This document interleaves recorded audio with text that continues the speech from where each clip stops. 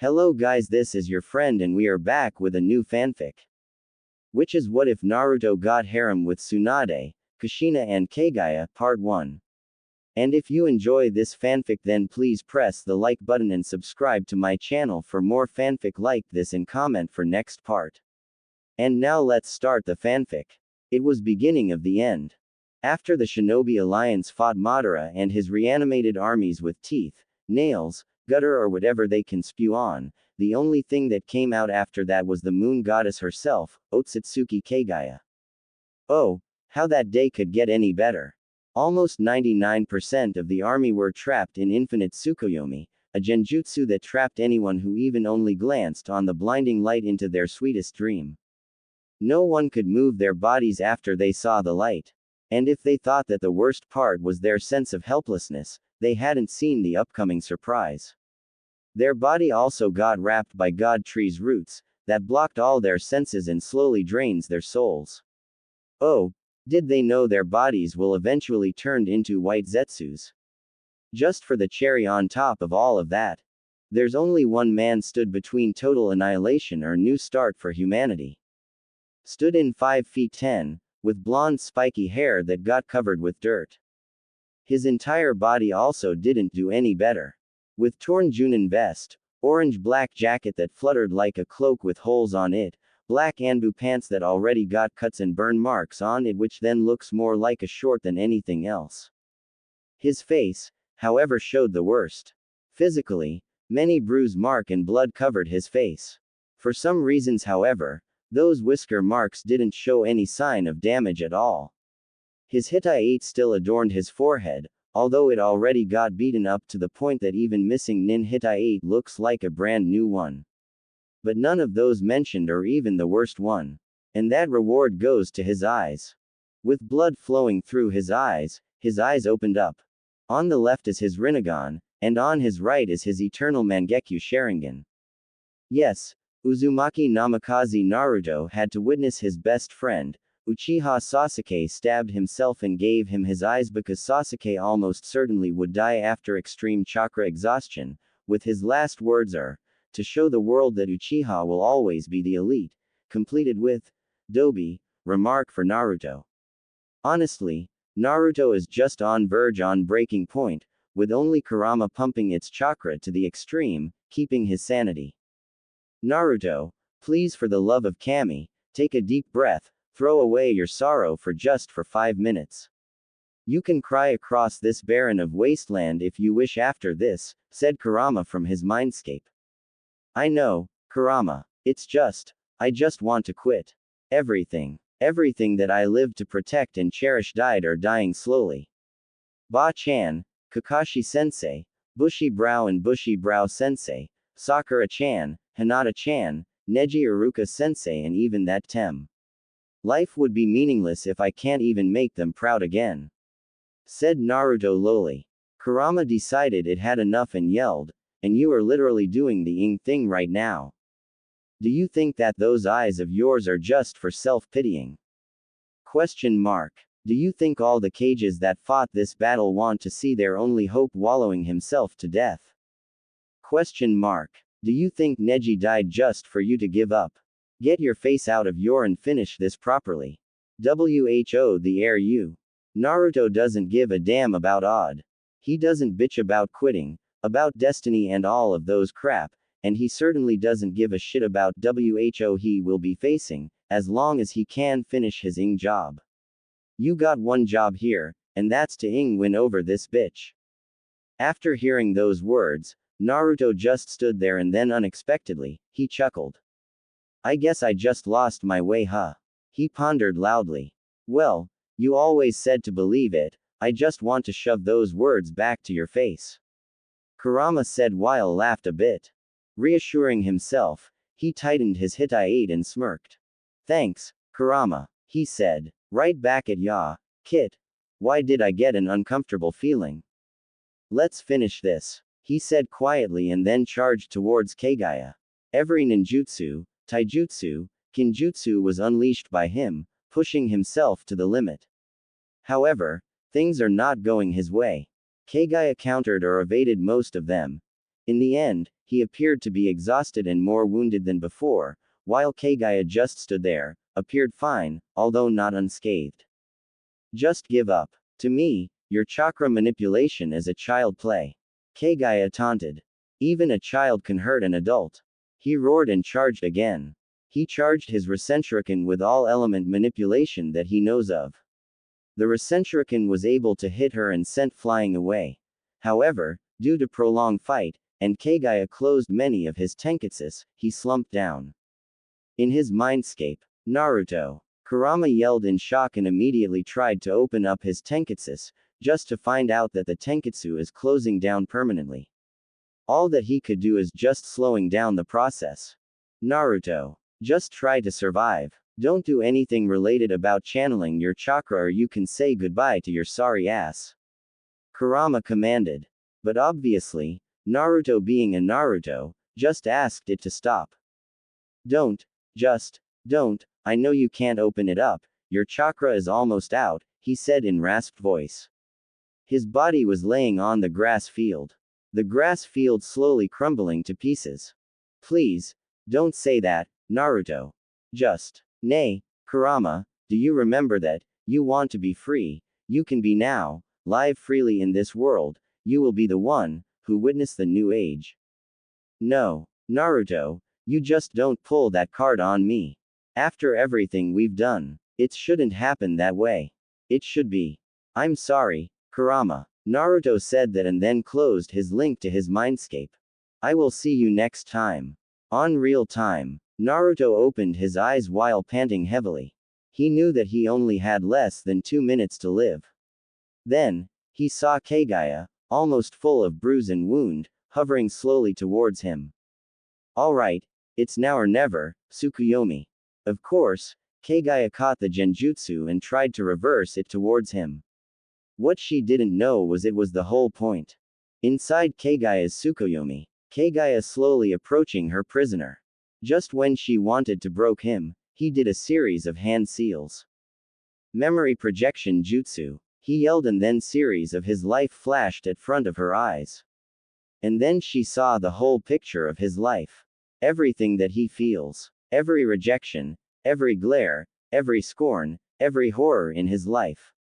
Kaguya just stood there, dumbfounded. Unconsciously, few tears dropped from her eyes. How did you endure all of that? She said while trying to keep her tears on bay. As a mother, finding out that the man that fought have to spend his childhood beaten up, chased away, burned, poisoned, stabbed, betrayed, salvaging food from dumpster is just horrible. Because I have my precious person. He said and projected a memory of him and Sandaime Hokage eating ramen happily. And then, changed to Iruka, Gaara, Konoha 12, Jiraiya, Tsunade and Shizune, Kakashi, and then changed to other people from other villages. Finally, it ended with Sasuke. She watched the memory played. Again, she was dumbstruck. They're so similar between Hamura and Hagoromo's fight. She then openly wept, realizing how foolish she had been. The thought of Hamura killing himself to get out of her brainwashing and give his chakra to Hagoromo, only to kill him just so she could have her chakra for herself was sickening to her. She just realized that she had made the same mistake. She was supposed to be a goddess, but she's far from being a good example for their people. Then, another memory projected.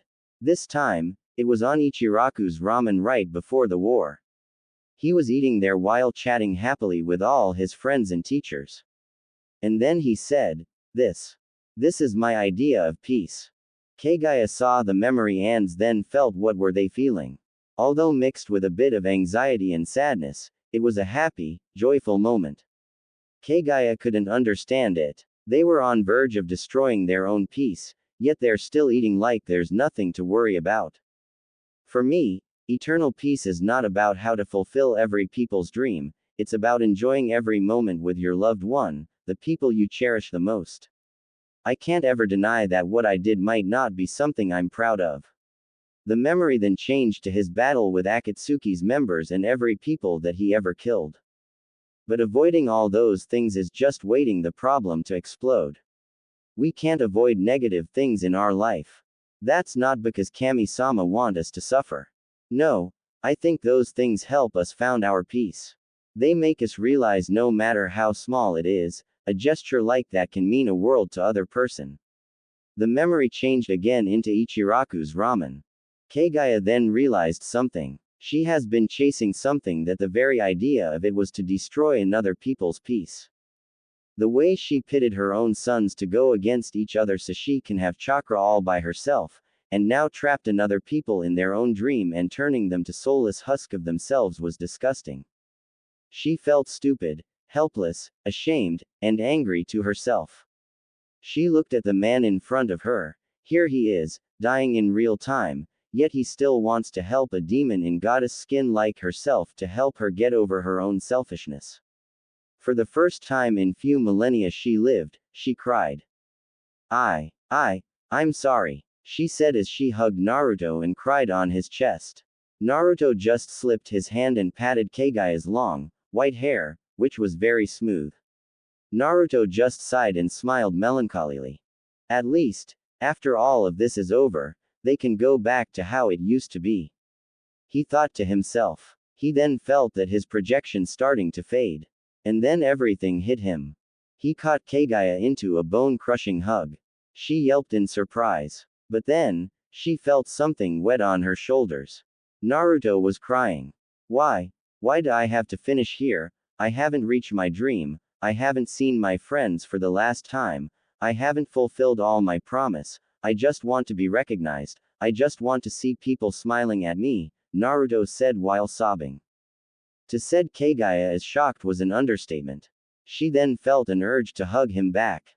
In few hours inside the Tsukuyomi, she already something inside of her want to see that man again, the one who comfort her and show her the peace in their messed up world.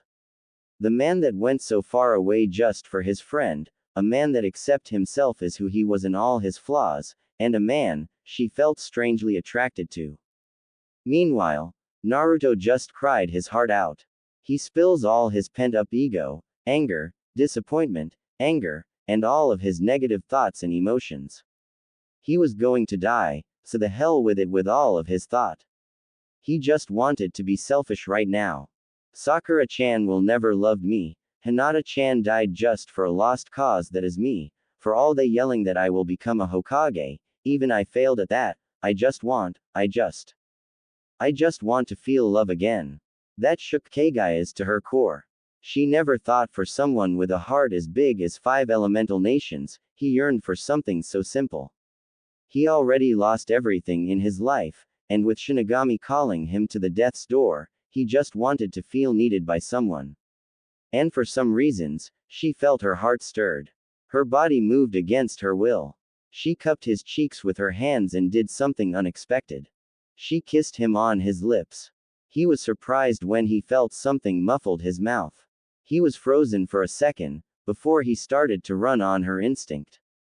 The kiss quickly turned into a tongue-to-tongue battle as they each want to look for the comfort of their partner's mouth. Both of them pour their feeling into that kiss. After around 20 seconds of that passionate making out session, they both release their mouth, gasping for air while a string of saliva connected them. What was that for, Kaguya-hime? Naruto said while breathing heavily. He wasn't really sure what to call her. He knew that he might offended her by calling her that, but his mind said otherwise. The word just rolled through his tongue. It feels right to call this divine being in front of him that. Kaguya blushed a bit, hearing Naruto called her that. She felt all his emotions on that kiss. Even at this time, he still can be a man. He's so rough, yet so kind. He's so hungry, yet so delicate. He's so full of lust, yet so full of love. I just want to see that man again, the one who show me the world, the one who never take everything for granted, the one who will do anything for someone precious to him, the one who makes my heart feel this way. She said meekly at the end. She just can't deny her attraction towards him, so many aspects of his life intrigued her. She felt that she wants to be a part of his story. Never have she found a human full of stories like him. Well, and probably the idea of me dating a human is a bit funny, she thought while giggling. It's really strange that after really long time passed, she finally felt like a woman again. Naruto, on the other hand, was blushing profusely. Holy shit, who expected a woman, let alone a goddess, was falling in love with him? Is this Kami-sama's idea of fun? Cashing all of his good deeds by allowing himself to date a goddess? Anyo, Kaguya Harem, are you sure? He asked nervously. He just hoped it's not a joke. Dying is okay on his book. He's just wishing he's not going to die while also heartbroken. That question got answered by a chaste kiss on his lips. Does that answer your question, Naruto-kun? She asked with a sly tone. Naruto just blushed. Who thought that teasing him can be so much fun? Out of nowhere, a king-sized bed appeared in front of them. Caught the idea, Naruto lifted Kaguya bridal style and walked towards the bed. Kaguya was speechless. She just realized how warm his body was. How gentle his touch was, how his warm chakra surrounded her. She knew this kind of chakra. A chakra full of love. After they reached the bed, Naruto put Kaguya down to the bed and he immediately jumped to the bed and cuddled her. Oh, she didn't know that she was in for a surprise.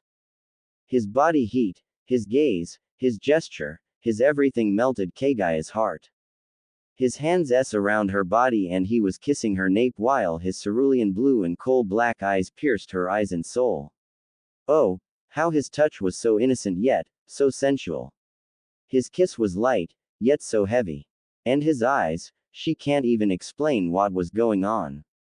They pierced her soul, lust and love orbs that she felt was stripping her. And she loved it. She wondered why the hell Kami Oni-sama didn't put this person as one of god or demigod. Nah, Naruto-kun, she said with a shy voice and blush that could make Hinata proud. I'm sorry, Kaguya-chan, I can't do more than this, he said weakly.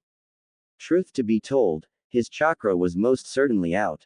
After she opened her genjutsu, he might die instantly. If he was lucky, he could only have 1 minute to spare. He just can't bear to see Kaguya cried again. It's okay Naruto-kun, she said while enjoying what she was offered. Although she was a bit disappointed, this is better than nothing at all. They cuddled for a while until Naruto got into the side of the bed, sat there, and spoke, I wish I can go to another dimension.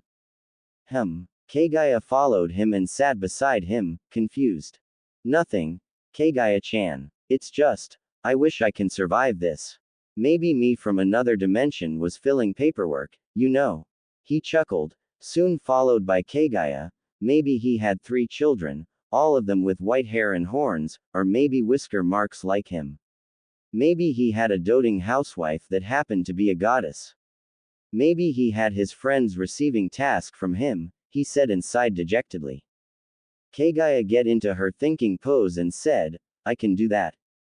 Naruto was flabbergasted, what? Really? Kaguya just laughed at his reaction. After it died down, she continued, yes, I can transport you to another dimension. While I was laughing at your face, Naruto pouted and Kaguya just chuckled, I found a dimension where you can get into your younger body. It's just that, she trailed off. What will happen, Kaguya-chan?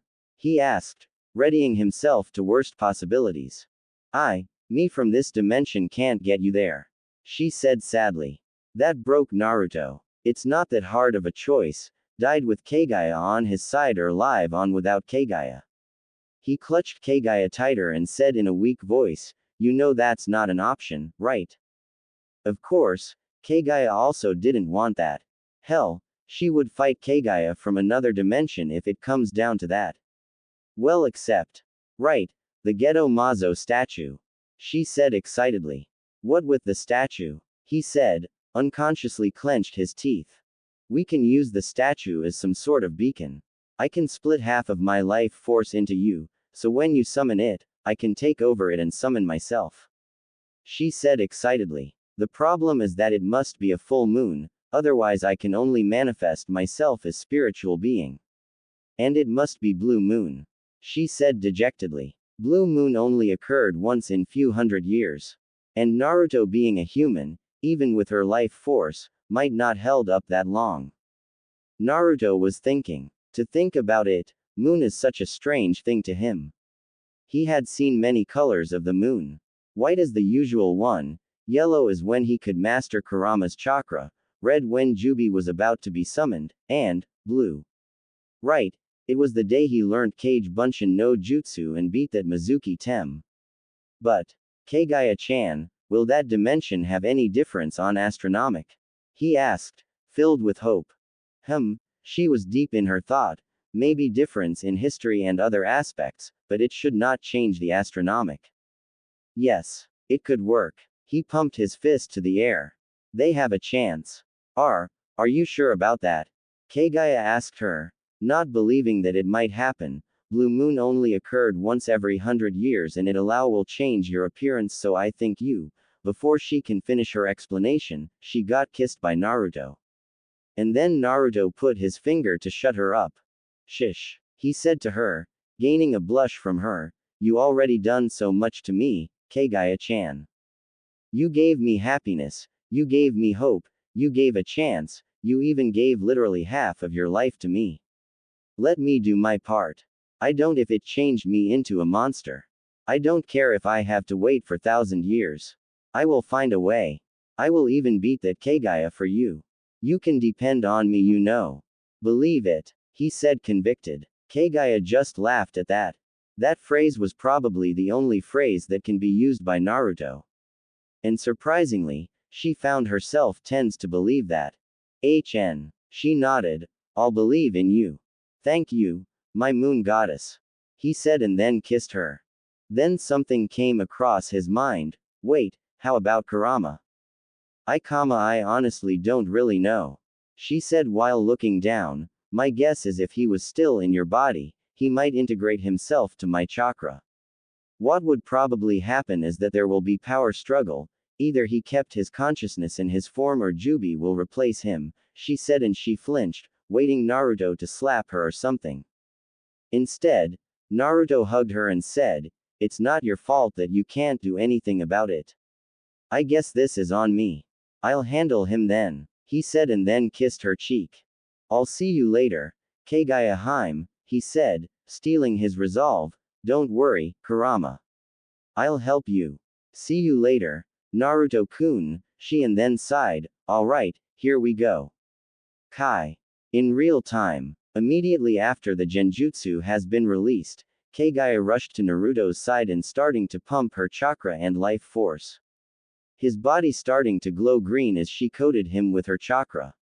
His skin started to change into pale white, and then two horns started to appear from his forehead. Yin-yang release. Fusion of life. She yelled and then her life force was injected to him. His change ramped up exponentially. His body started to get taller, reaching into 6 feet 3. His muscle structure became a bit leaner. His hair grew a bit and the color changed into white with a hint of yellow. Veins around his eyes bulged, signifying that he got her dujutsu. His whisker marks also shortened a bit. Naruto's mindscape. Kurama was pounding the ground. And boy, he was mad. That baka used his chakra to use Tsukuyomi. How stupid he could be. He's just signing up for his own death. Naruto, why did you do that? Do you want to die? I know you can be stupid, but this is just ridiculous. He roared. He desperately pumped his own chakra into Naruto. But it was in vain. He was desperately clawed the grass field. Am I not your best friend? Am I not dependable? Do you only see me as Kyuubi and nothing else like they do? Do you hate me? Do you never want to do anything about me at all? After the last remark, Kurama started to change. He was covered with light, and then slowly morphed into a humanoid form. And then, the light died down and there was a girl. That's right, Kurama turned into a girl. Gone was 80 feet 9-tailed orange fox, now she's only 5 feet 8, with long flowing crimson hair. She has a pair of fox ears and 9 fox tails that drop down. Her face is perfect with heart-shaped face and her eyes is crimson with a slit on it, which was closed down and pouring tears. Her body is also perfect, with G-cup, slim waist, and milky and smooth thigh with its fair share of muscle, complemented with red kimono with golden trims and fox symbol, she was epitome of beauty. Well, if one didn't consider her dropped down tails and ears, and tears pouring down like rain from her eyes. It's not supposed to go this way. I've been waiting for this whole thing to be finished. I've been waiting to manifest myself to you and showered you with love. I've been dreaming about us getting married, having our kids running around, while enjoying our peaceful life. I've been waiting to say, I love you, to you. You know what? Screw it. Oi, Naruto Baka, I love you. I never felt something strong like this, ever since Jubi were splitted up. I've never felt like this even after being contained in two people.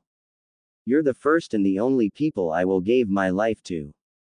I'll gladly stripped off all of my power just to be with you. And for sake, after you make me feel like this, Shinigami-sama decided that you're too precious and decided to call you. Why? Naruto, why? Answer my question. She just had enough. The only person that she will devote herself wholeheartedly was gone. The seal has started to crumble down, but she doesn't want to leave. To hell it is if she can entire eternity with Naruto. But then everything stopped. The mindscape started to rebuild itself. Kurama was shocked. Did he succeed to defeat Kaguya? Did he finally getting a medical attention that he desperately need? She was about to cry in happiness before the mindscape turned dark. She immediately stood up and prepared herself.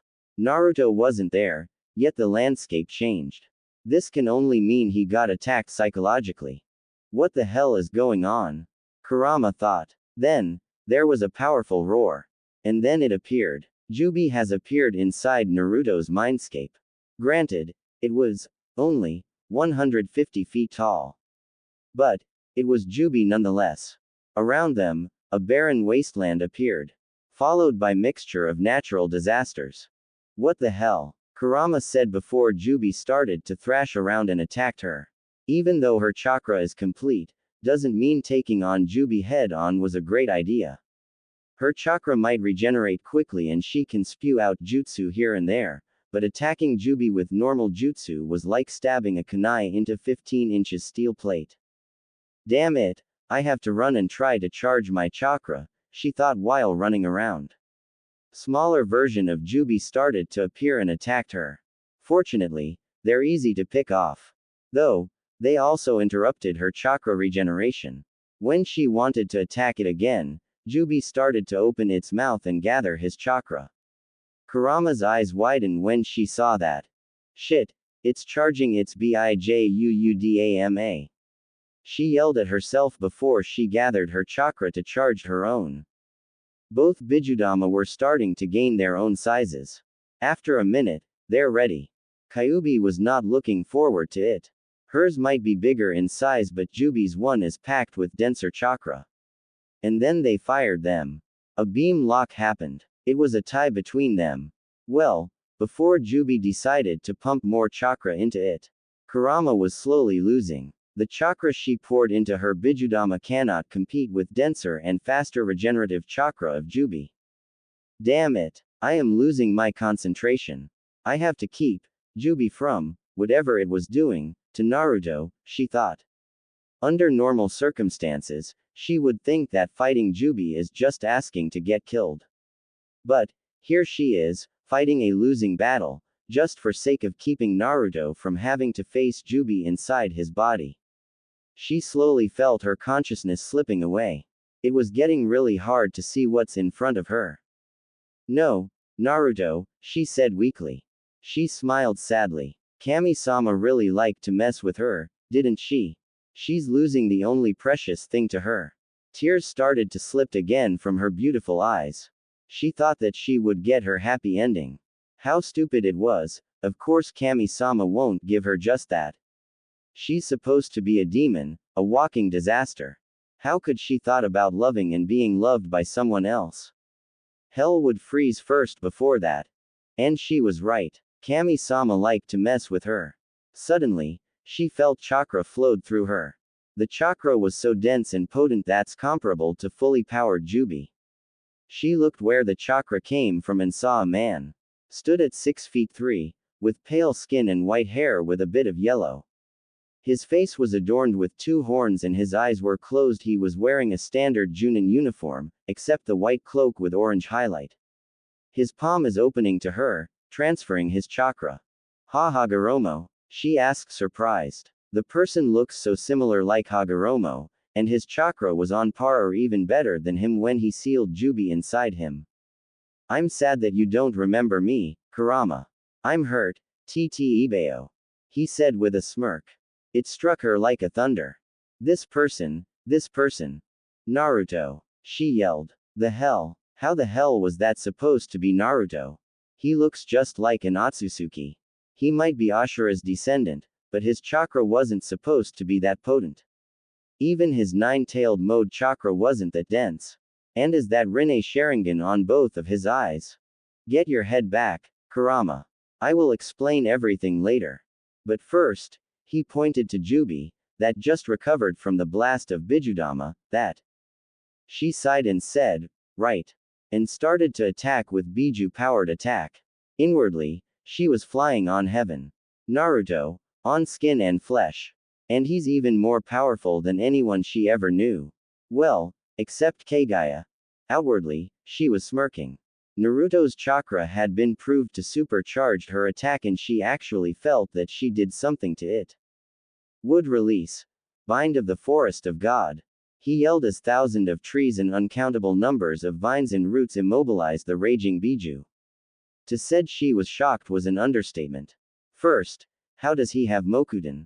Second, how the hell it can bind the Jubi nonetheless? And finally, she never felt so much nature chakra passed through her. She didn't know why. Might be that his technique of Mokuden was different. Kurama, now, he shouted at her. She immediately charged her Bijudama. Again, she was dumbstruck by how powerful his chakra was. She never felt this amazing before, even in her beast form. She felt her chakra manifested into the definition of power. And then she launched it. A spectacular show happened. Every single thing around 300 miles should be destroyed, if it wasn't for Naruto that contained the blast. After the dust settled, they saw the body of Jubi, unmoving. But then, it started to levitate on air. They were prepared for another attack. Then, its body crumbled while Kurama felt a rush of power flowing inside her. Then, she was gulfed with light. Naruto wanted to rush to her side but stopped when he saw her body was morphing. The light then died out and then she appeared with some changes. Her hair now has lime green color. Her eyes was divided into 2 color, green on top with red bottom. Her kimono also changed a bit, now the symbol was mixed with tree symbol. The most noticeable one was her tail. Instead of 9, now she has 10 of them. Oi, Kurama, how do you? He was cut off by Kurama slapping his face. Baka. She screamed at him and then pounced him to the ground. She proceeded to slap him again. Baka. Baka. Baka, I hate you. She screamed on his face and broke down afterwards. Naruto, after seeing this, started to pat her head while brushing her hair. I thought you were dead. I thought you were gone. I thought you hated me so much you left me alone. I thought you're no different like all of them. I thought I wasn't good enough for you. Please Naruto, don't ever do that again. Don't ever leave me again. You're the only one I cherish the most. You're the one that bring me out from the pain and loneliness. You're my best friend, and the only person I fell in love with, the one who I wholeheartedly devote myself to. Please. Don't make me feel that pain again, she said with her voice choked by tears. And then she felt a hand on her chin. It lifted her face up and then she felt something warm on her lips. Naruto was kissing her. She answered with the same fervor. She was looking for comfort, reassurance, and love. After they both gasped for air, she looked at his face and tears started to swell up. It really is Naruto. She wasn't dreaming. Naruto then used his thumb to wipe away her tears while still brushing her hair and said, I'm sorry. Kurama-chan, I never thought you ever seen me that way. You're always my brother and my best friend, the one who's always be there for me and look after me, but if you see me that way and you want me to walk beside you, he embraced her tightly, I will never let you go, I will make you forget all the pain, and never thought about yourself as a monster, a demon. Nobody precious to me was a demon to me, he said, and then they kissed again. After a fairly passionate makeout session, Kurumi decided to ask him what happened. He explains everything about Kaguya, why did he look like an Otsutsuki, the time travel and his relationship with Kaguya. He was actually scared to told her that. A thought of a woman cried because something they aren't in control of pained him so much. What shocked him was her response to their relationship. That's something that I and Kaguya have to finish by ourselves. But to be honest, I know that her answer might be the same with me. You never played favoritism. You never see a woman from their look only. You never thought about how to be wanted by women. You want to take your time and listen to someone's problem. And there are so many reasons that sharing you is the best of both worlds. And besides, if someone deserve love, it's you. She said confidently. Naruto can only blushed, invoking a giggle from her. They decided to spend a day with her, cuddling in the middle of grass field. In real time, Kaguya saw that his body fully accepted her life force. After the glow died down, she immediately put her hands on his head and stomach. Space-time release. Anomaly of Chronos, she said, and suddenly, a blinding light appeared from his forehead. The light ran across his body and engulfed it. After that, he was gone. No trace of him were left. See you later, Naruto-kun. She said weakly with a smile before she released everyone from God Tree's root and disappeared. Somewhere in Konohagakure, after what felt like an eternity, Naruto's soul got into his new body. The good thing is that the soul transfer went without a hitch. The bad thing was when he entered his body, his entire body screamed in unison. They screamed in pain. Fuck. He muffled a scream. Holy shit, it burns. No, it's sickening. What the was going on with his body? It felt like being tortured in a mothering Tsukuyomi for an entire month. Kurama immediately reacted, pumping her chakra into his body. She was once again surprised by the magic that is Kaguya's life force. If someone thought that Naruto's regeneration power was ridiculously fast, this is on the whole other level. How in the hell he managed to fix every tenketsu, organ, muscle tissue, blood loss, infection, and all of the harmful thing in the world in just 10 seconds. Holy shit, that was some extreme regeneration right there. She yelled inside his mind, surprised. While all of that happened, it seems like his pain receptor started to calm down as the pain started to subside. Okay, what the was that? He thought. He groaned a bit. What was that? He was just getting his soul into his body. That shouldn't intensify his pain in his previous body. But that means that his new, or old, body just got beaten up pretty badly. But the surrounding wasn't in chaos and everything but him's is all good and home. His head snapped up as his brain started to work. This only means one thing, a certain bad memory started to pop, and this place seems familiar. He used Shunshin and saw what's going on. Far away, he saw lights. Colorful lights anywhere, the most dominant one was yellow. He put a little of his chakra into his ears, and his ears heard a lot of happy voices, but many of them are filled with malice, pride, or arrogancy. He put his chakra into his eyes, and his Rinne Sharingan with 9 tomos and 6 ripples in his eyes appeared, with the tomo spinning furiously. Then he saw everything that was happening in there.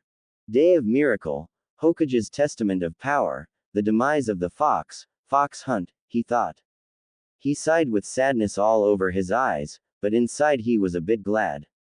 Yes, he had to relive the moment of being chased by mob and got yelled various call name that was associated with demon, or Kyuubi brat, which that he thought about it, aggravated him more because they were talking about Kurama that way, rather than being hunted to death by those villagers. Don't worry, Naruto-kun. She said with a melodious and soothing voice, let you the only one who know the real me. Thanks, Kura-chan. When you put it that way, it makes me feel that I'm special. Naruto thought, his chakra emanating happiness that she can feel, but then it mixed with a bit of lust, surprising her before he said with a huskier tone, "Thought if you say it too much, I might have to cast genjutsu on you so only I can see you all for myself when you're out of this seal."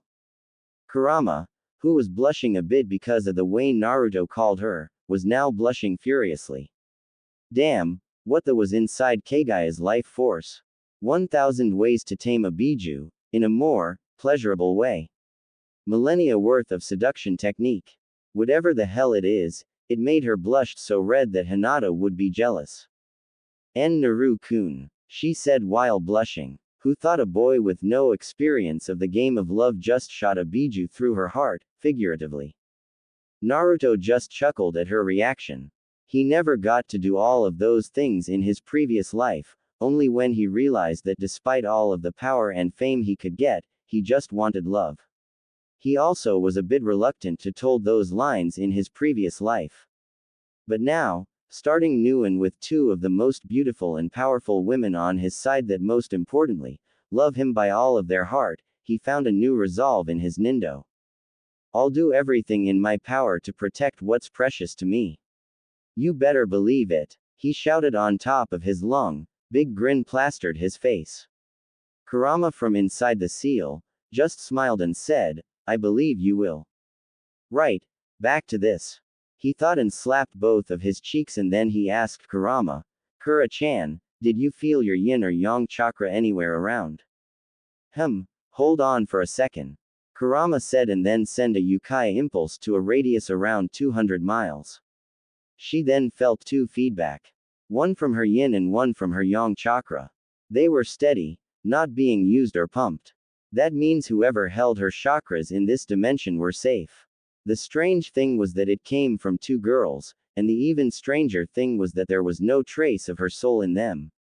I felt them. Whoever held my chakra were safe, she said to him, while her mind pondered about the possibility. Well, that's a good thing then, he said relieved, before his mind processed the info and then he was surprised. Wait, them? I thought if I held either one of your chakras, there should be only one. Is it possible to split the chakra more? Actually, she said matter-of-factly, I can be split into 3 parts, that's my yin and yang chakra, and also my soul. From what I can concluded is that you in this dimension got my soul.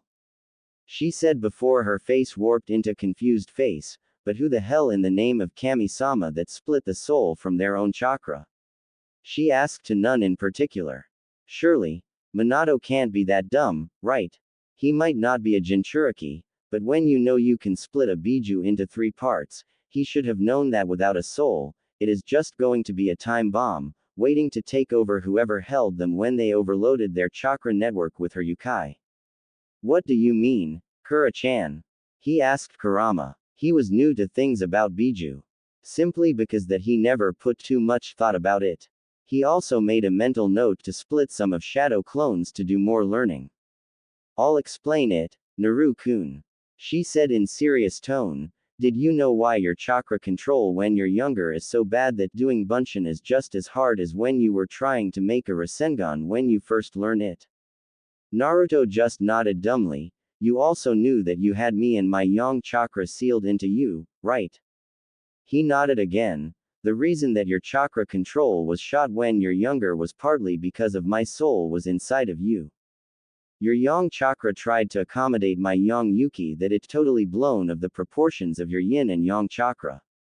And another thing is I was controlling how much yuki that I can infuse into your body. Well, at first, it was being controlled by the seal. But when you went with that perv to control your yuki, I purposely tuned down the yuki so it won't harm your body, or worse, took over your body without neither you or me in control of it. She said a bit solemnly in the end. Once again, Naruto was taken back. He didn't realize how hard Kurama had to suppress her overwhelming amount of chakra until he was strong enough to took over it.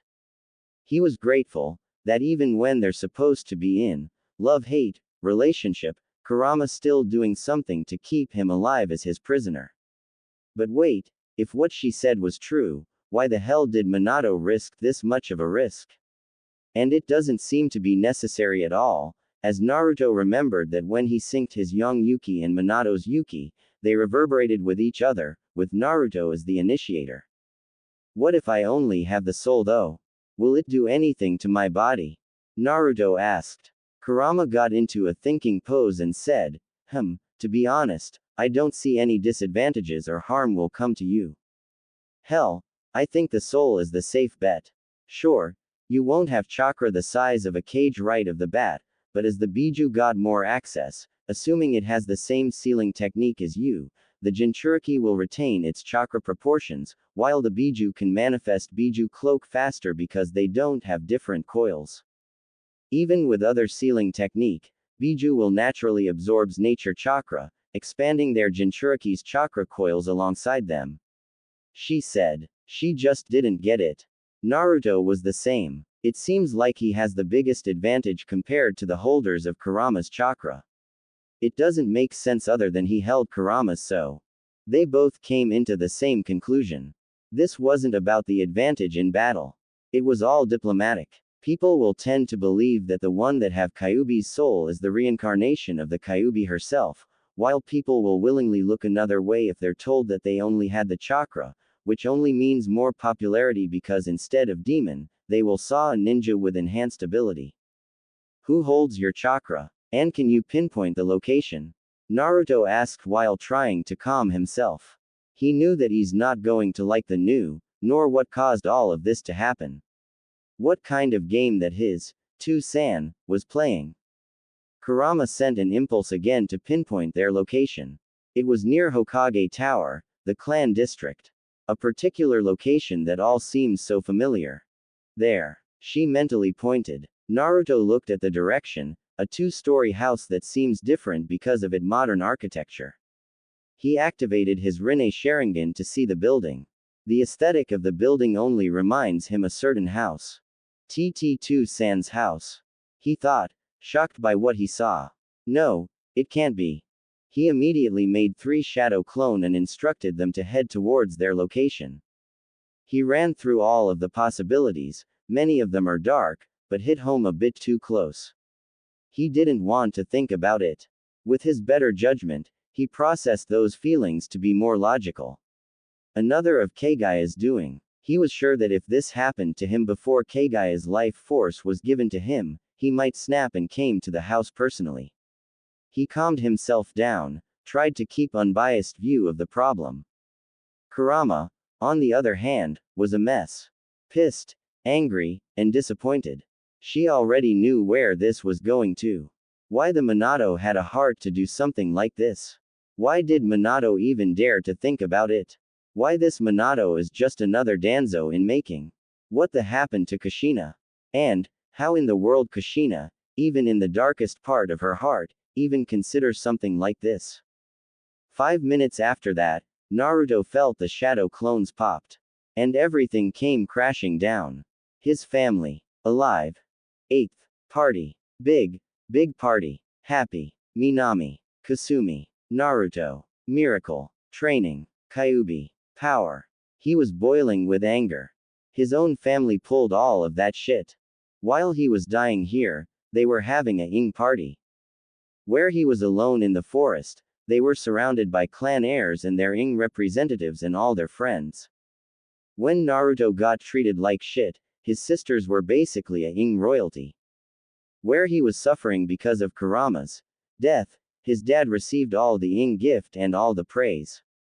When he was beaten up by being Kyuubi's brat, his sisters were hailed as best Kunoichi's Konoha will ever produce, and also promised a ing training regime to control their power, and while their son was in hell, his ing family doesn't even ing remember that he was even the ing part of family.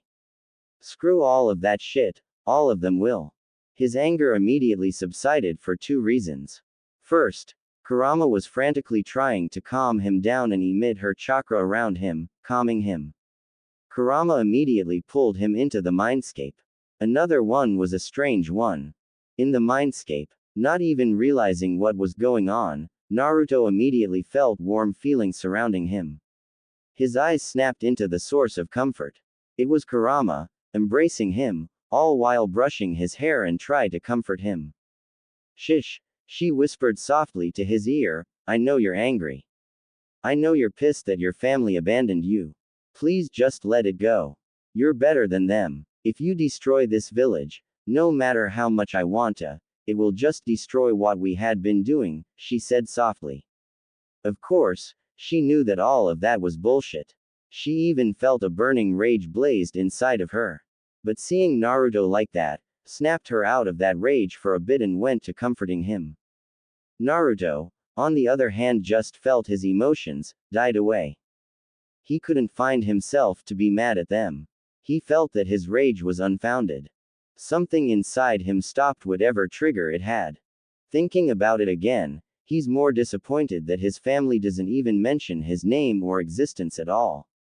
He knows that he should be angry and lashed out on them, make them feel the wrath of him, which is obviously a fricking walk in a park, considering he managed to win against Jubi, while not counting his experience in 4th Shinobi World War. No, he couldn't pull the trigger because he was missing something. He was missing the feel of a family. I don't think about them as my family, he thought to himself. Of course, he doesn't. Practically growing for 18 years without any family with blood relations, make his psychology rejected the idea of them being a family. His mind already engraved that he had no family relation with anyone, except Jiraiya and Tsunade as his godparents, Ichiraku family, and Sandaime Hokage as his, Gigi. Even with his parents in the seal, those still can't offset his need of familial love. When he tried to think about his family, he can't find them. He then remembered the time in Infinite Tsukuyomi, he felt loss. Out of place. He didn't feel their love as a family. The warm feeling he got there feel strange. Like that small part of his mind just rejected the thought of them as a family. His mind was already set. He never had a blood-related family, nor could he take someone to claim themselves as his family, even his own blood family. Thank you, Kura-chan. I don't know what would I do without you, he said to her as he grabbed her other hand. Anything for you, Naru-kun, Kurama said to him. For his every thought, she heard their whispers and saw the snippets. After a few minutes, he recomposed himself. Ready to face his problems, he inhaled deeply. Then, he pulled out of his mindscape. Real time, Naruto opened his eyes, Rinne Sharingan still glowing. Putting 3-layer of high-powered genjutsu that even Mangekyo Sharingan could only ever hope to even break, he started to shunshin towards his old apartment. Naruto's apartment. When he arrived in front of his apartment, he immediately ran to his room. When he opened the room, he felt home. He shed a tear. This run-down, shitty, cheapest, lowest of the low, unhospitable, and crappy apartment, will always be where Uzumaki Namikaze Naruto started his journey. Feeling tired of all his journey, he immediately slumped down to his bed. Inside his mindscape, he found himself cuddling with Kurama. He decided to enjoy it. After a while, Naruto decided to do his job. Right, how could I forget? I don't even know how I look. Naruto exclaimed. He was so occupied by his thought that he forgot to check whether he looks normal or not. Oh, why did you ask that? She said seductively to his ear, you looks like lust reincarnated. She cooed. Oh my Kami, he doesn't how he looks, how this Adonis looked. Her body shuddered after the thought of him. Every thought of him fired an urge to just take this Kami in front of him and ride him to the sunset. How his figure towered her and make her body feels weak. How every muscle of him looked and screamed to her to feel. How his lavender-colored eyes hypnotize her, pierced her mind. How his white blonde, untamed hair showed his ferociousness and tenacity of a seasoned shinobi. How his pale skin shows divine and mysterious feeling. And how his face structure was a perfect mix of boyish cuteness with handsomeness, again because of Kaguya's life force infused into him. Seriously, how could she alter his appearance into this level? Naruto blushed when he heard the compliment. It never strikes him that he actually looks good. He's just content with doing anything on his whim. Even now, he doesn't really care. Years of being sought as dead last and a demon, he never got his hope up to flatteries, let alone compliments. Those usually will lead to arrogance, and arrogance was fall for mankind. But being complimented like that, he was happy. A heartfelt compliment like that makes him want to push even more of his limits. Thanks, Kura-chan, he said with a small smile. Kurama just smiled back at him. Right. Ice release. Demonic mirroring ice crystal. A mirror made of ice appeared in front of him. He checked his appearance. Overall, nothing that he could say too overwhelming, except the horns on his forehead, signifying Otsutsuki blood flowing in him. He doesn't remember being this tall though. So this is how I look, he murmured. Then, he used his perfect henge, or better known as Warok no Jutsu, due to how he used it. Nobody ever knew the secret of his henge. Real transformation, not just illusion, which greatly improved the stealth capability in it. He never used it too much due to him being in assault team, where stealth isn't the main point of the team. After a poof and the smoke dispersed, and damn, he was shocked. What the hell? How am I supposed to cover the immediate growth spurt? He said to himself, wondering how he could lie his way to people. He can't go beyond that, but this was ridiculous. Who the s going to believe him that he was the same idiot they always hated? He stood in 4 feet 11, way taller than a typical 8 years old. And his body structure, although slim, anyone who's Junin will immediately know the hidden muscle behind it. Hell, even his horns can be disguised. How the he could cover all of this crap without having the mob chasing him again, saying that the demon started to get stronger. He can only cover it with something so oversized that it's not noticeable. Wait. Of course he knew the answer. He looked at Kurama with a knowing smirk. Kurama then felt dread spreading inside her body. No, not that monstrosity. The orange jumpsuit. They both yelled in unison, but with different emotion.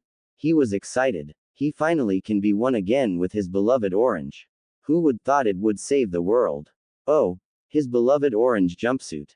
If someone asked who praised his beloved jumpsuit as they worship the log, he's the one. Orange jumpsuit, his lord and savior. Kurama was not looking forward to this. The monstrosity have to be the one. Who in 5 elemental nations could even fathom the idea of making that thing? Sure, her fur was orange and she knew Naruto loves orange, but that thing is the most hideous thing humankind could even hope to show her in 200 miles. It screams, I'm so dumb to be a ninja with this.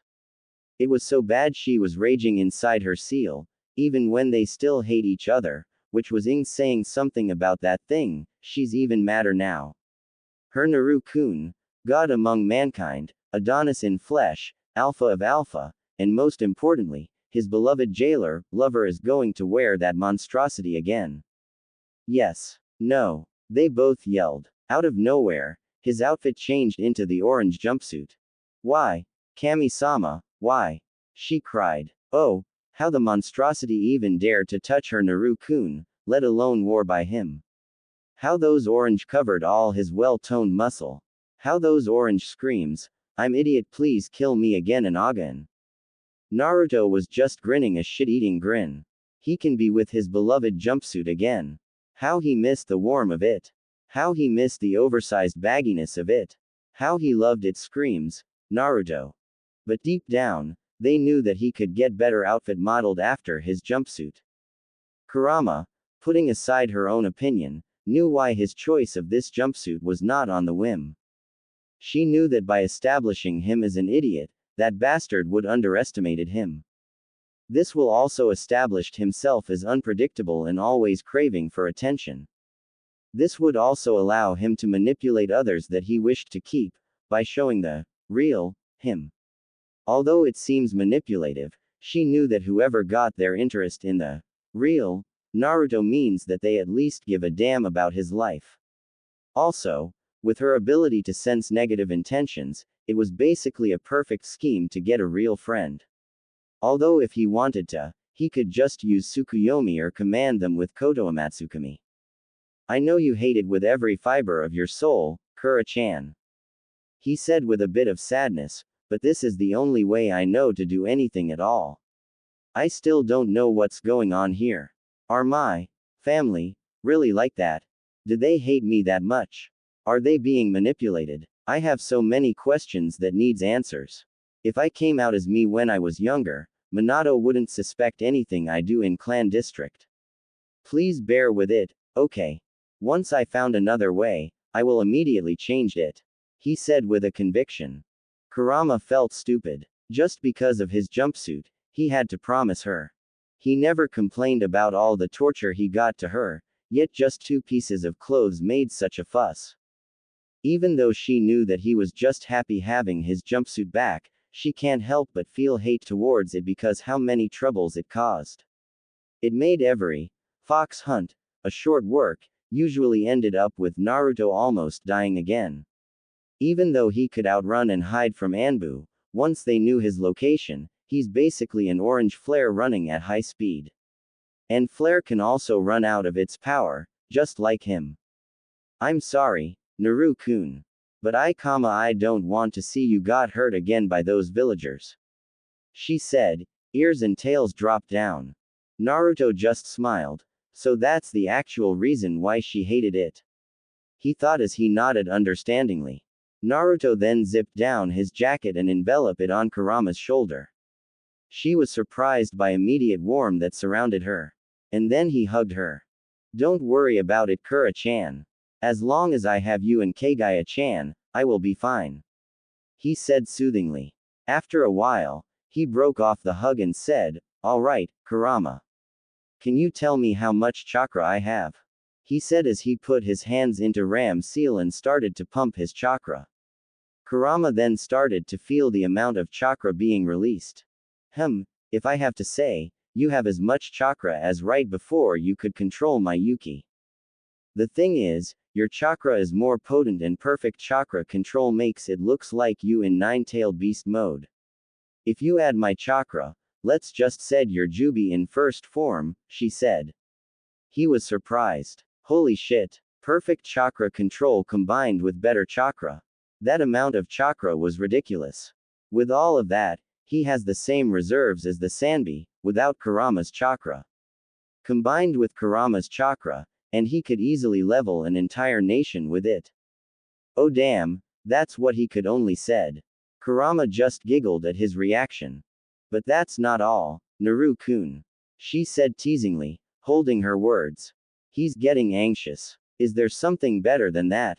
I only tell you how much chakra you have now. If it was back into you original, she said, baiting him. What? He asked, excitement and anxiousness mixed together. You have more chakra than every shinobi combined from the Warring States period until the end of 4th Shinobi World War combined. Including all Biju, creatures, summon. You name it. Only Kaguya probably has more than you, but if you trained more. She didn't even finish the sentence before Naruto did the only thing a person overloaded with information does. He fainted. On the other side of the village, a woman, in her 30s, was searching something, or rather someone has a long, raven hair. She was wearing a black, short kimono that ended on her knee, completed with heeled ninja sandals. On the back side of the kimono, there was a symbol of a fan, signifying her clan affiliation. She has a beautiful face, which was an envy of many women, and she has a body curve of a seasoned kunoichi. D-cup S, slim waistline, long legs, with their fair share of muscle. This is Uchiha Makoto, wife of Fugaku Uchiha and mother of Itachi and Sasuke. One wonder what the hell she was looking for in the middle of forest, on the middle of the night. Of course it was an easy question. She was looking for her little ball of sunshine. An enigma. She was looking for Uzumaki Namikaze Naruto, or rather Uzumaki Naruto. Naruto-kun, where are you? She thought in panic. All kind of scenario appeared in her mind. Kumo just attempted to kidnap Hyuga Hinata and one of the Uchiha for their breeding stock.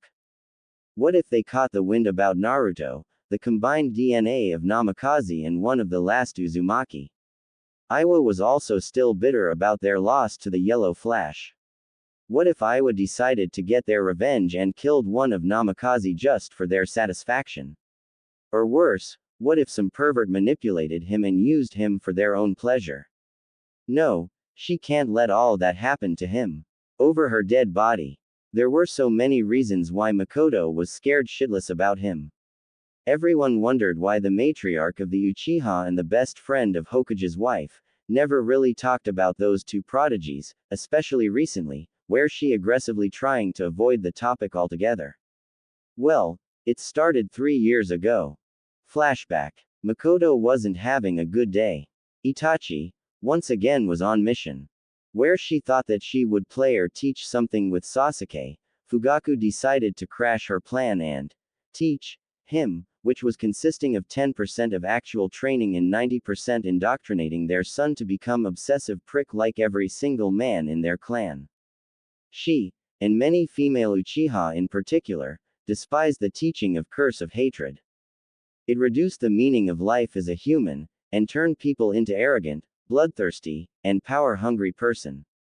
It reduced the Sharingan as their tools to protect, into tools of destruction that was thirsty of blood. Everyone was racing to unlock the next level of Sharingan, instead of training to protect their loved ones. Everyone was trying to learn jutsus and technique by stealing them, not by learning them by step. Everyone was worshipping the Sharingan as the holy tools, instead of lesson of life about someone's trash as someone's treasure. This was the basic teaching of her ideology, dubbed by many of the follower circle of life. Back to the topic, she decided to have a dinner outside. She knows that Fugaku probably doesn't care about her well-being as long as their needs are fulfilled. She decided to wear a modest blue dress and sandals. She decided to eat at Ichiraku's. There, unsurprisingly, she found Kushina eating like there's no tomorrow. Surprisingly, she was alone. Hey, Kushina-chan, long time no see. She greeted Kushina. The reed head turned around and her eyes sparkled. Oh, Miko-chan, I missed you, she said excitedly while still eating, more precisely inhaling her food. Makoto ordered a miso ramen and then they chatted. They talked about everything. Gossips, news, jutsu to the old time, when they were still young. She felt happy. Usually with the kids, there are some topics that she doesn't really want to talk, especially about war. Then something immediately crossed her mind. She remembered that Kushina have 3 kids. She knew Kasumi and Minami, as they meet every 2 weeks or so. But, she never even heard of her other child. What was his name again? Right, Naruto. There must be something wrong about her memory, because how could she forget about Kushina's kid? Kushina-chan, how's Naruto? She asked, trying to make a new topic. Oh, how wrong was she and how her anger boiled. Kushina started to berate it about her own fricking son. Saying words a mother should not even think of. Idiot, troublesome, attention seeker, annoying, noisy, stupid. Those words got repeated so many times that she got angry to herself. How in the world is this Kushina she knew? Kushina never talked bad about her friend, let alone berate her own son.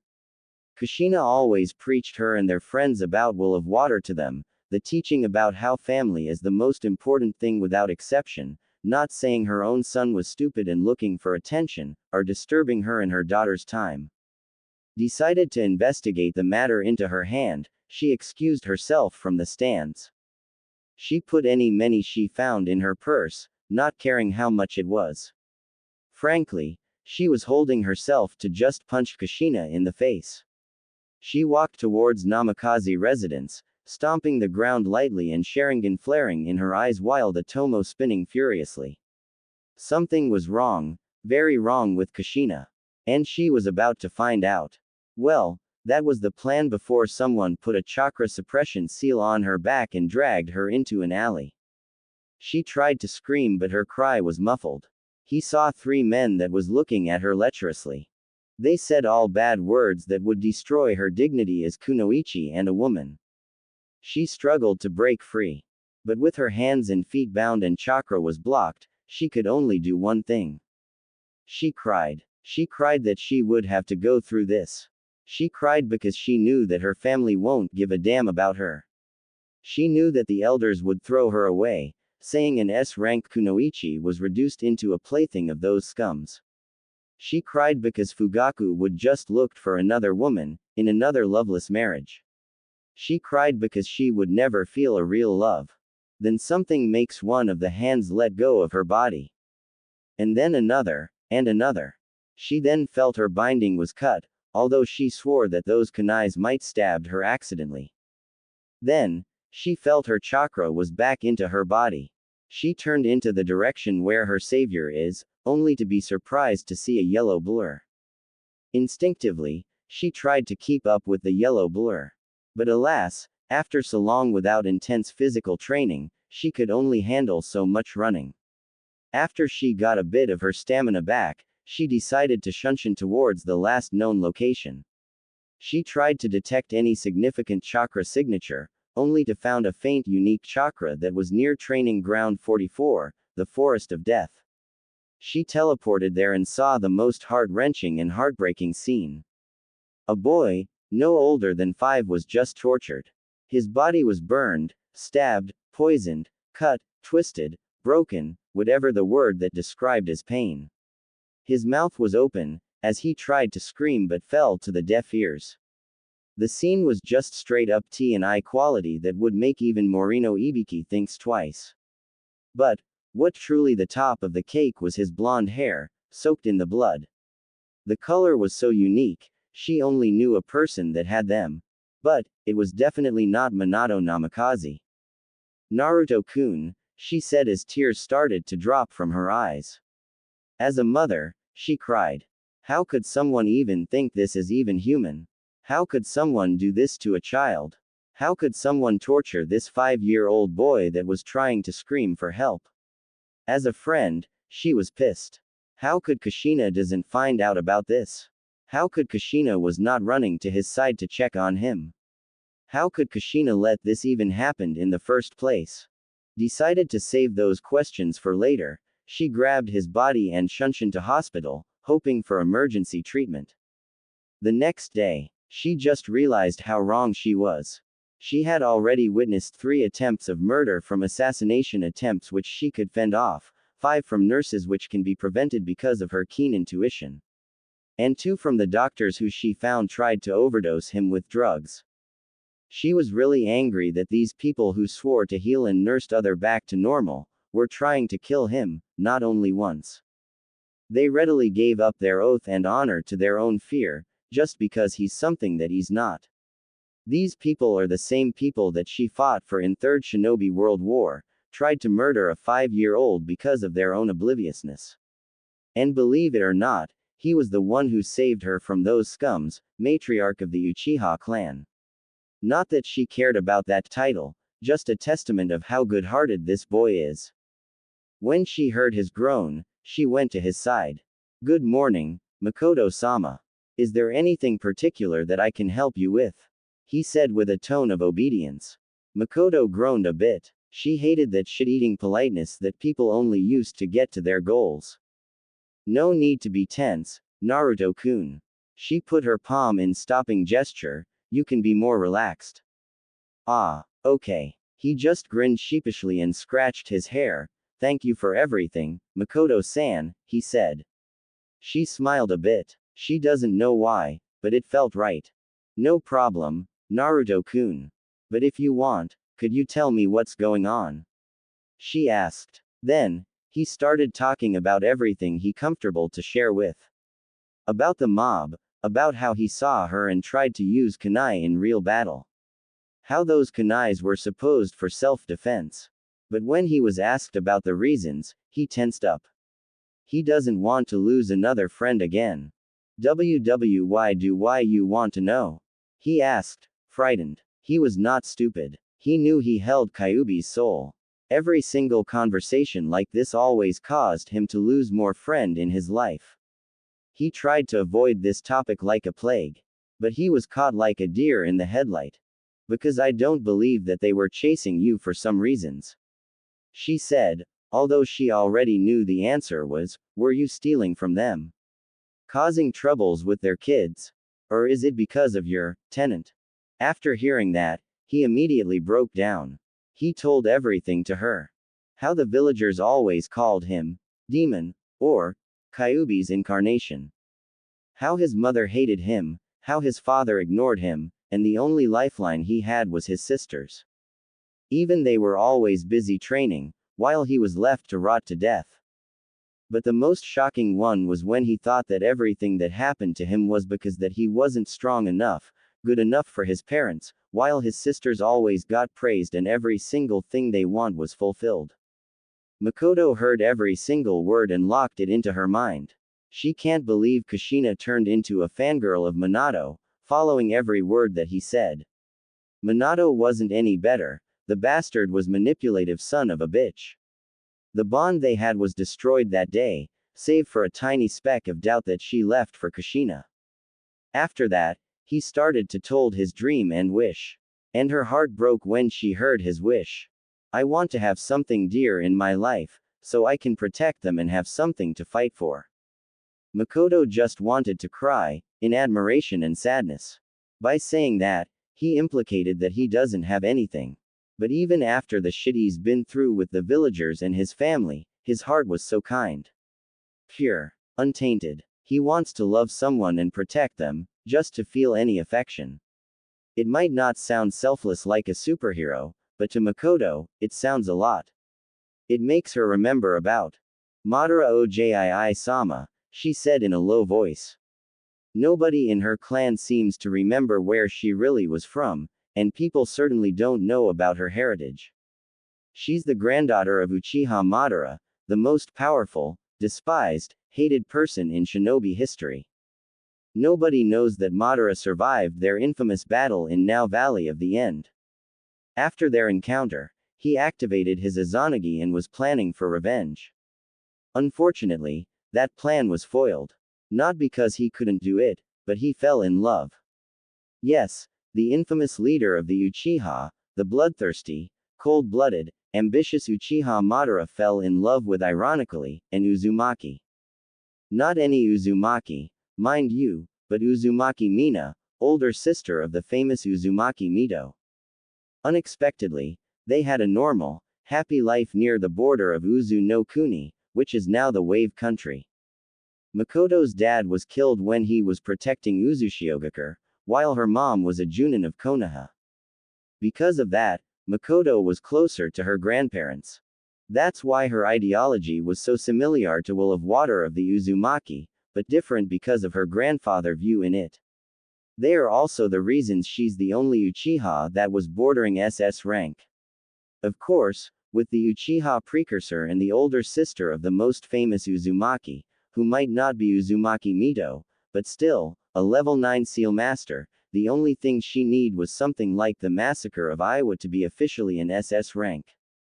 Back to the topic, Makoto remembered every single talk with her grandparents, especially with her grandfather. Every time she heard her grandfather's story, she can't help but feel awed by his story.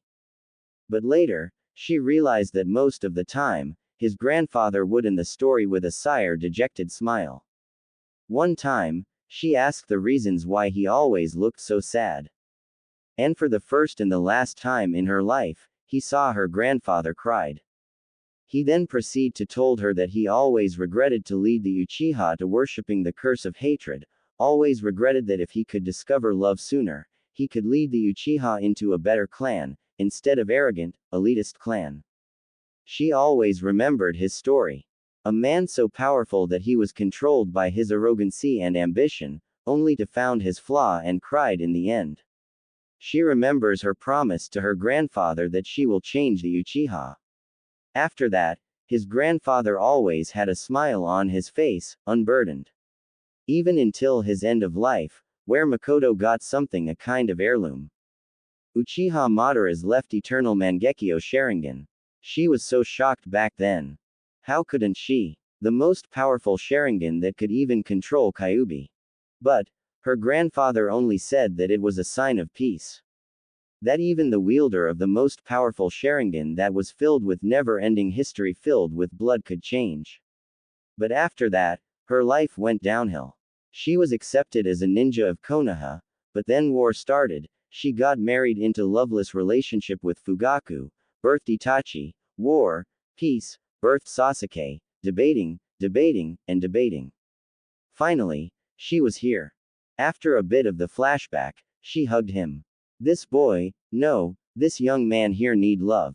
She began to comfort him, and after a bit of checking around the room and confirmed there was no memory storage seal, she began to tell the legend of Uchiha Madara and her story about her grandfather to him. When she ended her story, he said something unexpected again. Maybe you should use that eye to control me should I break loose. She slapped him and then hugged him. How could they twist his mind into that? How could they make him think about something that's not him? After those questions, all hell breaks loose. He cried to her chest. He poured all the tears he had. He dropped his wall. He doesn't care anymore. He let her in. Only like that, he put his loyalty to her. No matter what she does, he will always follow her to the end. He got slapped again before Makoto told him about her ideology and that life is beautiful and sooner or later, it will show its colors. He cried again, but this time in happiness. After so much suffering and pain, he knows that he had one person who will always stood by his side and looked at him as a human and her equal. Real time. After that, life was good, and much better for him. She started to train him secretly. She bought him food or ingredients after he learned to cook, provide his daily needs, give a bit of money every week to spend. She knew that he was prodigy, absorbing every knowledge to his brain like a dry sponge. But, he never killed someone again after that night. He said it was his fault that his kunai killed someone. After reminiscing a bit, she found herself on a clearing near the Forest of Death, their first meeting. There, she saw something that boiled her blood. The place was full of blood. Trees were carved with derogatory words. She swore that she could find at least 50 mentions of demon near there. The thing that made her angry the most was a tree in the middle of clearing. There, she found kunais arranged to imitate a stake. Some parts were burned, either by jutsu or chemical, some parts were pierced, sign of lightning jutsu. She was angry, furious. She was there 2 years ago and last year, protected him. But that day, she was absent and Naruto had to pay the price, even being subjected to ninjutsu attack. Her Mangekyo Sharingan flared in anger. Not again. Never again. Before she could get angrier, she noticed that his body was nowhere to found. Shit. Where's him? Is she so late that they already throw his body away? Did they buried him into the ground, letting him died of suffocation? Did they zapped him so much his nerve system died and he was thrown somewhere, immobilized and helpless? Did they decapitate him limb by limb and then burned his parts of body with fire? No, he must survive. She will do anything, even seppuku if it was his last wish. She started to shunshin into his house, which was anything but habitable. The place was run down, easily breached, and there was no protection at all around it. She knew his fair share of getting things stolen from him. But every time she brings it up, he always said that it was low profile, so only handful of people who really hated him will come, which is certainly a good point, and the only thing that kept her from demolishing it with her own hand. After she arrived, she immediately opened the door, hoping that any trace of Naruto was there. And then she found Naruto, sitting on his bed, contemplating about something, before his blue. Wait, lavender eyes looked at her. She just ran to him and clutched him, then she started to cry. Naruto-kun, she cried, clutching his shirt as if it's her only lifeline, I'm sorry you have to suffer because of me. I'm sorry I'm not fast enough to protect you when you need me. I'm sorry that I have to went to that bastard home and leave you. I'm sorry that because of my weakness, I followed my husband's words and left you alone. I should have been more open about protecting you. I shouldn't be afraid of all of them about how I am to you. I shouldn't be afraid about how I feel for you. She just cried herself to him. Then, she felt his hand leaned her face and forced her to look at him in his eyes, which made her heart tingly and made her face feels on fire. She never felt like this before. Is he a bit taller? I'm sorry, Makoto-san. It seems that Kyuubi took over my body and moved it here. When I woke up, I'm just thinking about all of it. What will I do if you were not there with me? I just realized that I was hesitating. I thought about what if they knew about our relationship.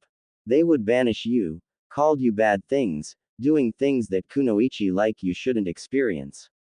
I don't want that. No more hesitating if it what it takes to protect precious peoples around me. Makoto was speechless. Her heart beated faster than ever. Her face was burning up. She felt rush of emotions. A feeling of being protected. A feeling of being cared. A feeling of being appreciated. A feeling of love. So, he said and kissed her forehead, which made her blush, you don't have to worry about me anymore. I will protect you. I will never forget your kindness. I will never forget what happened 3 years ago. It's time for me to pay you back. And for some magical reasons, she found herself really sleepy. She felt her body surrounded by warm feelings. She didn't know whether it was her heart radiating the heat or Naruto's hug that warmed her up. Maybe it was Naruto's doing that caused both of them. Either way, she was content. Her heart soared like never before. And there's no way she's letting this feelings goes away. For the first time since forever, she felt herself truly in peace. She was asleep with only a thought in her head. I also won't hesitate again, Naruto-kun. A better future. Human creature speaking. Human creature thought. Biju others speaking. Biju others thought. Jutsu. Plan. Naruto's mindscape. Looks like there are quite a difference from our dimension after all, Naruto said with analyzing tone. Yeah, and we haven't seen all of the changes. Kami knows how extensive the changes are. Kurama said while also thinking. There are a lot of difference between his dimensions and theirs. Most noticeable one was the Hyuga affair.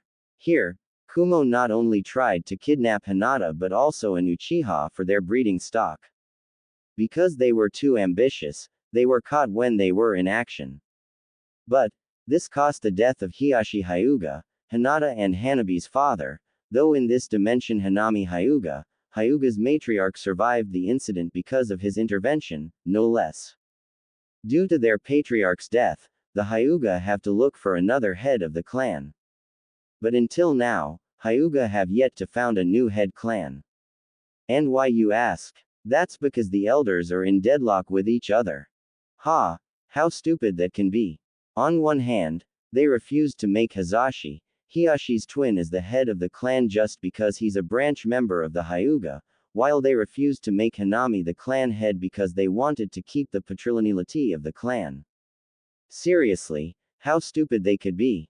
For the clan that almost as old as shinobi history itself, they got to have a head of a rock to be that hard-headed.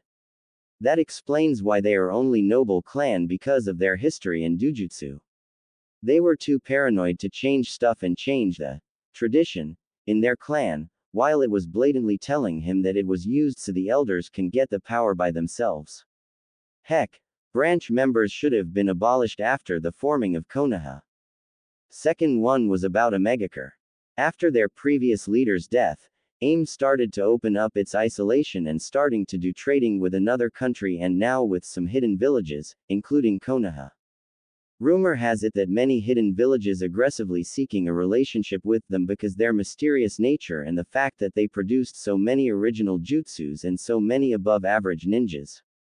But, another rumor said that Omegakure was less industrialized now, diminishing their ninja capabilities, although it hadn't been confirmed. This one, Naruto was completely lost with. He suspected it might be Nagato, Yahiko, and Konan's doing. Judging from their movement, it seems like the trio survived the battle with Hanzo and proceed to win.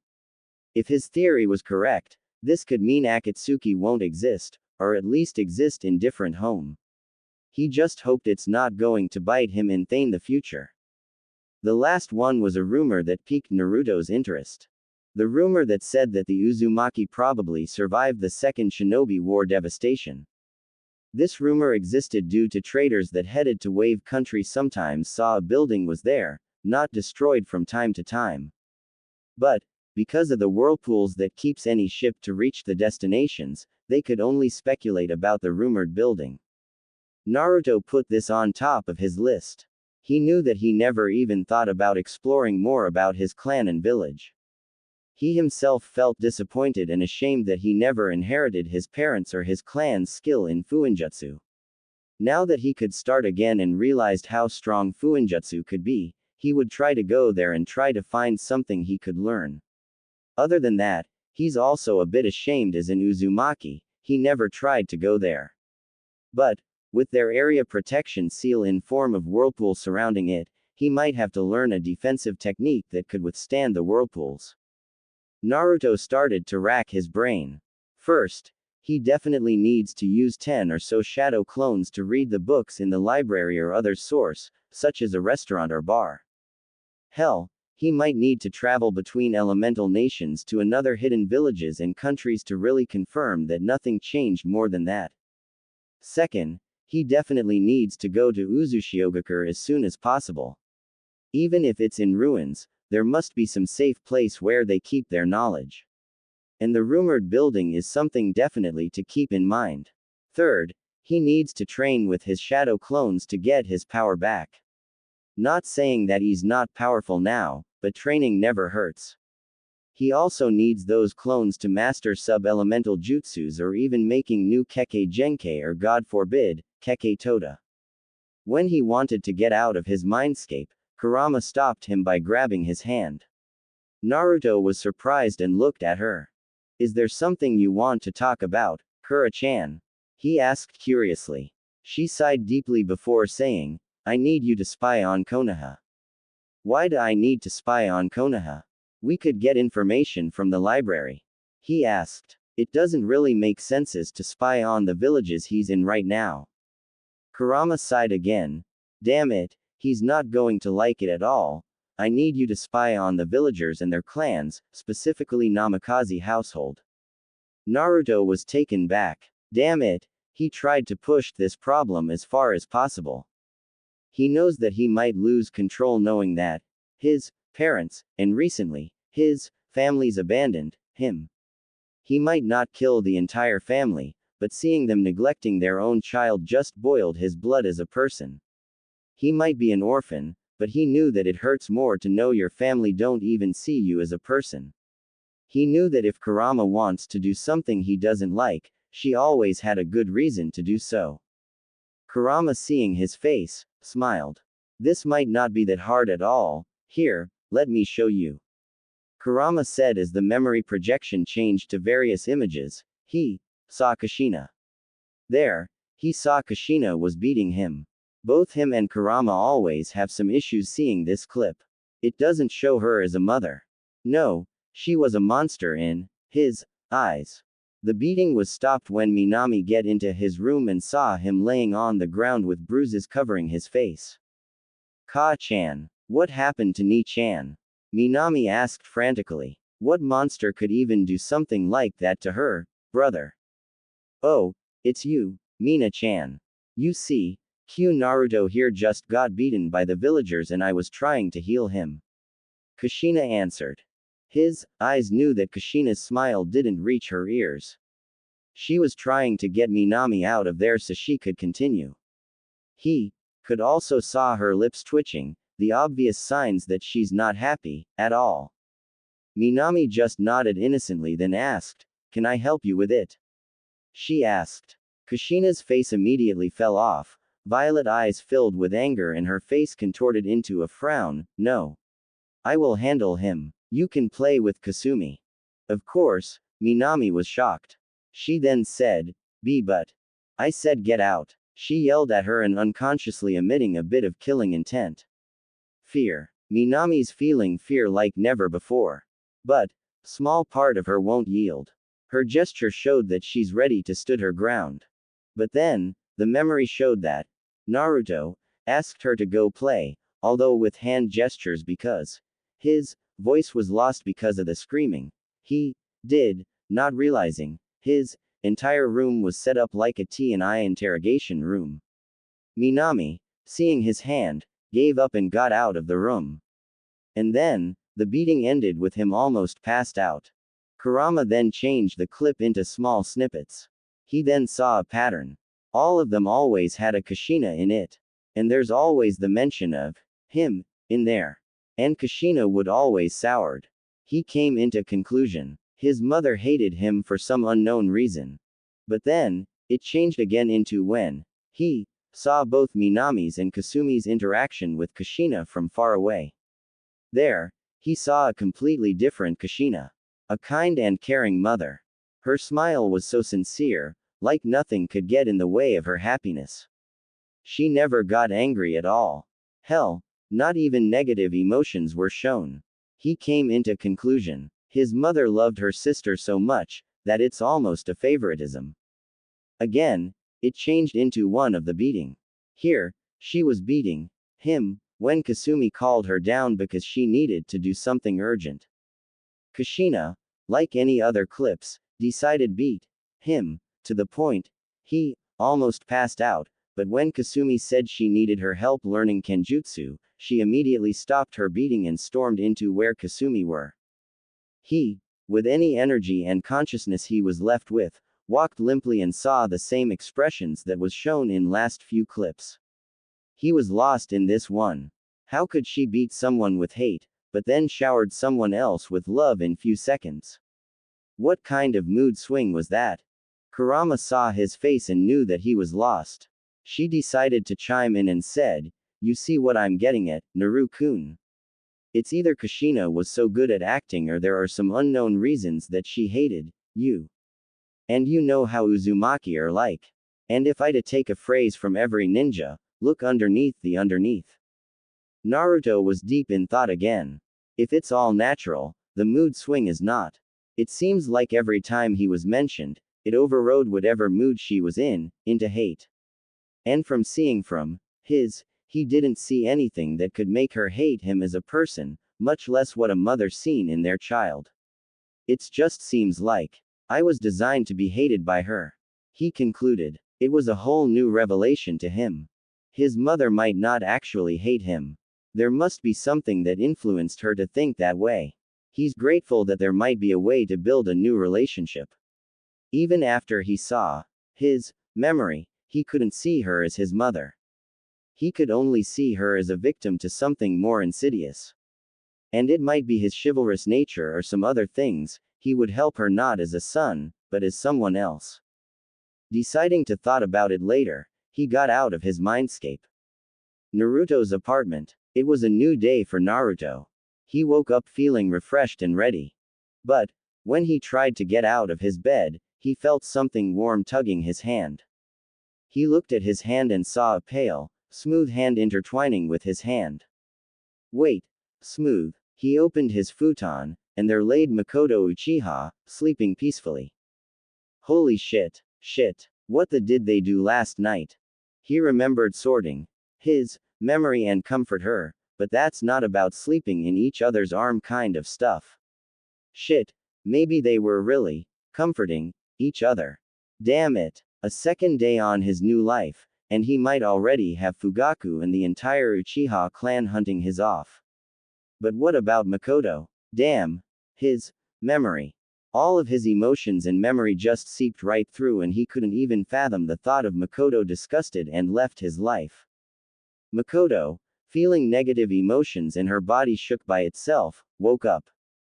Yawning cutely, in Naruto's opinion, she saw where the source of the movement. It was Naruto. Now, it's not a problem for her. How could it be? She could be in peace while sleeping since God knows when. And the thing about him is just so endearing. She could see his face, devoid of fear that she knew he slept with, and that's not counting his ultra super cute sleeping face that looks like a kit sleeping. Yes, a kit. Naruto has this charm that his face looks like a fox. It might be Kyuubi inside his body, it might be his genes, but whatever it is, his face looks like that. And she isn't complaining at all. But then, she saw Naruto's eyes. She must be dreaming or something really happened in the forest because his eyes are actually lavender. Again, she's not complaining. While his cerulean blue eyes shone like a refreshing blue that it seems sun shines through them, his lavender is tantalizing, hypnotizing, calming, and it seems to look deep into her soul. But then he saw the area around his eyes. They radiated fear and fright. Why did that happen? It's not like they sleep toget. Then it clicked in her mind. He showed fear of doing something that he might can't control, doing things that they might regret forever. She frowned on that thought. Her ball of sunshine was troubled by the thought of that. He was too good for casual. He wasn't the man of one-night stands. She would never do anything that would ever hurt everyone that was precious to him. But what makes her heart broke a bit was because he was frightened. This man, who shows her love and care, who shows her that life's worth fighting for something, who shows her the pain of the world, was frightened that she would be disgusted and left him alone again. Preposterous. Heresy. Not even in 1,000 years that she would even think about it. In a speed that even Naruto couldn't see, she hugged him. She patted his head, showing him that everything is alright. Shish. Nothing happened last night. Don't think about it, she said to him. Naruto was surprised and relieved at the same time. He doesn't have to witness her walking out her life. He hugged her tightly, not going to let her go, physically and mentally. He knows that he would be a head over heels after he got the memory. Seeing through the memory, he knew that he was falling in love with her. What he felt was familial love, but this Naruto doesn't know the concept of that. He knew that it would be an unrequited love. But he would be damned if he doesn't protect her. Thank you, Makoto-san. Please don't go away from me, he said with a somber tone. No, I would never think about it. I will always be there for you, she said with a smile and hugged him again. While they were hugging, she pondered about the thought. More that she thought about it, it doesn't seem too bad. He shows her love. He was a gentleman to the end. None of that casual or those kinds of stuff. And even if he was, she would be okay. He already does so much to her anyway. But in an instant, her heart throbbed in pain. No, she doesn't want that. She wants them to be special. She found herself hating that idea. Not about whose he will be doing that, but the fact that he could just toss her away like a trash. No, Naruto wouldn't do that. But the feeling was there. She was crestfallen. She was disappointed that she would thought like that. And all of that was ignoring the metaphorical giant sign of 8 years old, you sick. Meh. She saw a new genin headed to red light district and came out with happy face while visiting Naruto, so that's not really something that bother her, but definitely something to keep in mind. Naruto saw her visage changed into the same expression he was. But he saw desperation in there. Then, he knew that she needs confirmation like him, but in different matter. She wants to reaffirm that he would be always there for her and wouldn't treat her like a disposable trash. It was his turn to assure her that she won't have to worry. Me too, Makoto-san. You should depend on me more in the future. Didn't I promise you last night? He said and grinned. Something in his words struck a chord in her mind. I think I could tell him about my problem. After that, she broke the hug and told him anything about her family problems. She told him that Itachi Uchiha was in fact Izumi Uchiha, and Itachi was just an identity she used to avoid capture and things worse than death when the Third Shinobi War waged on. It's just that even after the Third Shinobi War, she still used that cover, saying that being woman was too risky for her job. But Makoto knew that she yearned to be a woman again. She saw her looking at girls or another kunoichi, not because she was lesbian and definitely not about adding another fangirls into his fan club, but because couldn't find her own inner peace. She just wanted to make her parents happy that she was growing into a good kunoichi, but most of the time, she would have to kill someone again, and that reminds her about the war and all of innocent people have to pay just because of humans' greed and fear. Countless shinobis and kunoichis have to get through hell and back just for a piece of paper that shouldn't even exist in the first place if people could just respect each other and fulfill their rights and responsibilities. Makoto knew about Izumi's principle, but until now, All she could do was hoping that she would be home in a peace and reunited with her family again.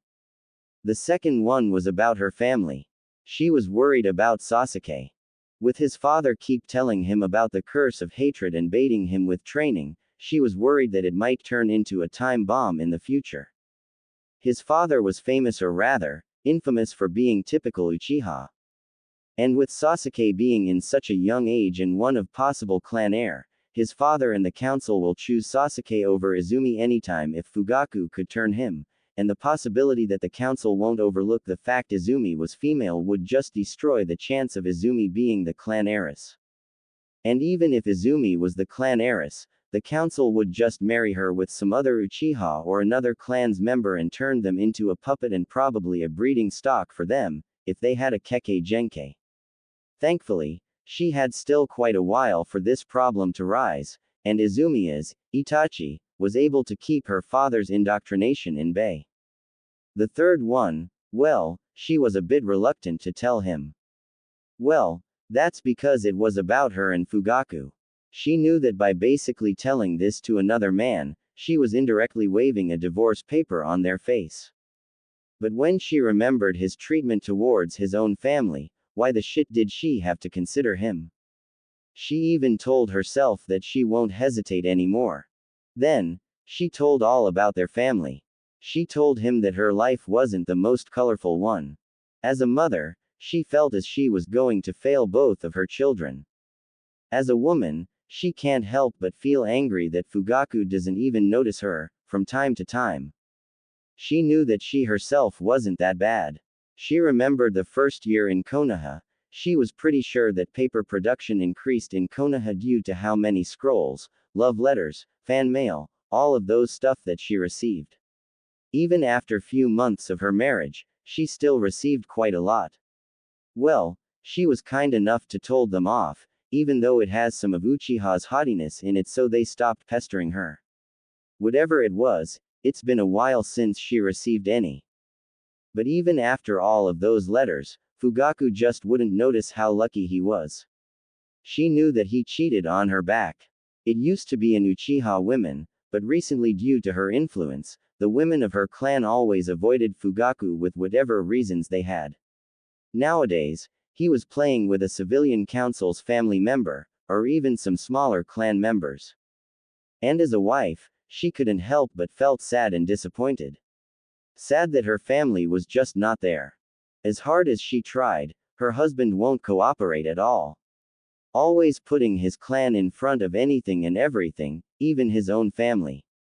Preaching about the greatness of Uchiha, while ignoring his wife and children. And disappointed, by well. What's it, Makoto-san? Something bothering you? Naruto just asked innocently. Makoto on the other hand was blushing like a tomato. How could she tell him that her life isn't the most exciting one? How could she tell him that her life is even staler than unsalted seaweed?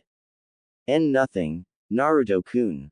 I was just thinking of something else, she said to him, blushing. Inwardly, she cursed to herself. Damn her stutter. If Naruto caught the meaning behind her stutter, this would turn awkward. Really, really awkward. And with him living in Red Light District, she knows that it doesn't take a genius about what she